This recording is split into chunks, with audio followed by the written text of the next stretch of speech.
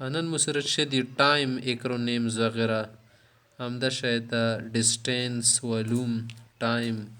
ویټس دي ولا کوم شدی اکرونیمز دي نن به مغای یو ښه اوس وته ګوره اوس سره اکرونیمز دي کنه ډېر قسمه اکرونیمز استعمالیږي لکه مثال د څه کوي ډیسټنس معلومای کنه ډیسټنس فاصلې تیل شي کنه لکه اوس کتو لیدلی کنه 10 ملي میټر مو یو 10 ملي میټر د څه د برابر ده د 1 سنټي میټر سنټي میټر خو پیژندې کنه یو سنټي میټر سی وړو دی کې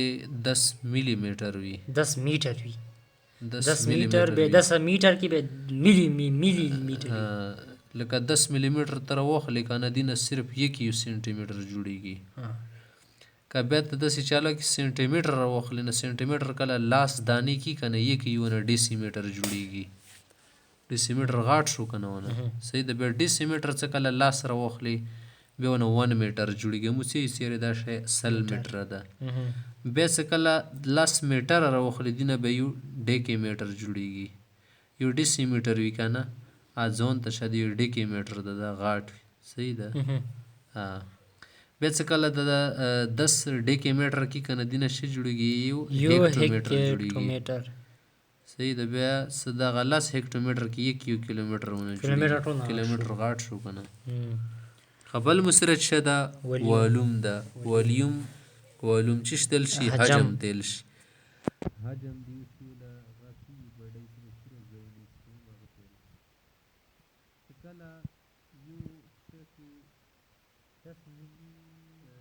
سنټیمیټر راوخلې کنه سنټیمیټر پیژندې کنه کله د یو سنټیمیټر راوخلې دی معنی د لاس ملي میټر 5 ملي میټر د کتلې بیا تاسو هغه سره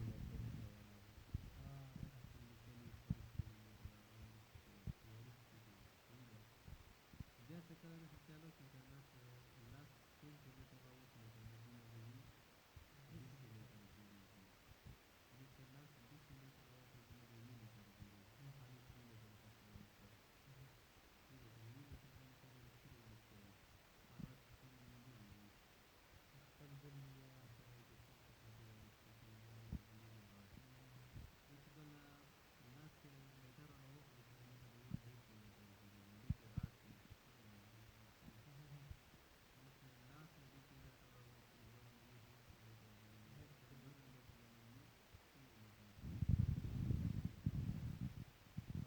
یو کیلومیټر اکرونیم کې بل مصرف شوی ویټ وزن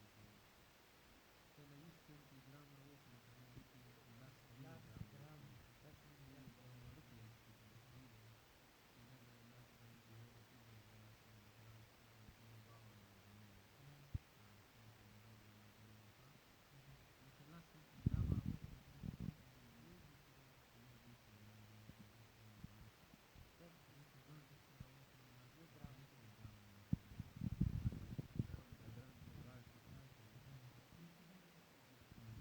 بیا ګرام لاس ګرام کې به یو ډیکي ګرام جوړیږي به 200 لاس کې به نه هیکټوګرام بیا څه کله دو لاس ملو کې لاس هیکټوګرام کیلوګرام هیکټوګرام څه معنا شول چې لاس ډیکي ګرام ورکی یو کیلوګرام کې زر ګرام غاروغلو کنه صحیح ده بل مسرشه د ټایم کې 1 ایئر کې 2 منث وي 12 منث ورکی کنه صحیح ده او د 1 منث کې او 2 ډیز وي 30 days ورکی صحیح ده کنه بیا د 1 منث کې ویکس ورکی 4 ویک ورکی 1 ویک کې ډیز کې 7 days ورکی 1 اور کې 6 سیکنډ وي منټ وي 60 منټس وي بیا 1 منټ کې 6 سیکنډ وي 60 سیکنډ